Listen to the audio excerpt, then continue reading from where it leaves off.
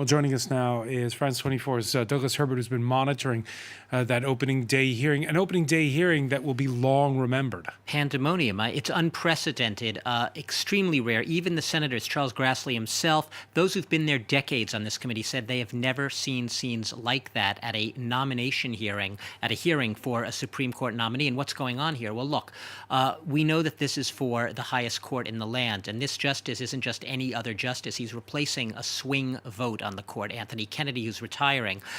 So it actually has the potential to move this court, already moving right, but even further to the right on some of the biggest social issues of the day, whether we're talking environment or abortion rights or gun rights or you name it, voting rights, across the board, same-sex marriage, you go right down the list.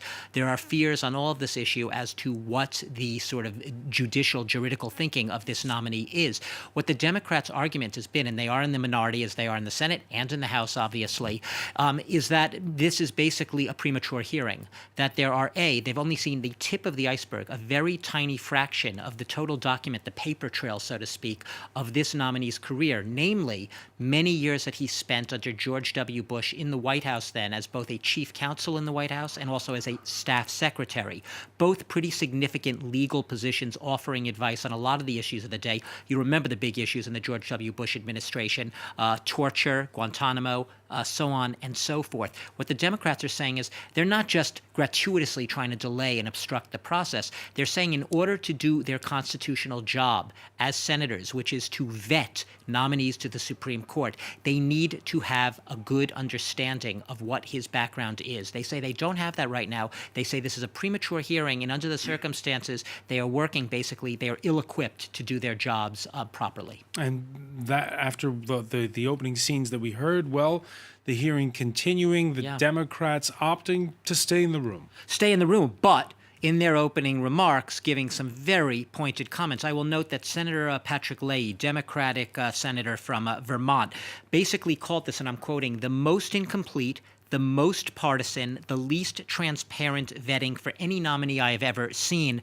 We had his colleague, Dick Durbin, also Democrat from Illinois, saying that there is a 35-month gaping hole in this nominee's record that the senators on this committee know nothing about, and they're not privy to any documents and no information. So they're working basically with their hands tied behind their back. And and this was perhaps the most pointed moment of the entire opening part of this meeting, when Dick Durbin, facing Brett Kavanaugh, in his opening remarks, saying to the nominee, this is a president who has shown us consistently that he's contemptuous of the rule of law.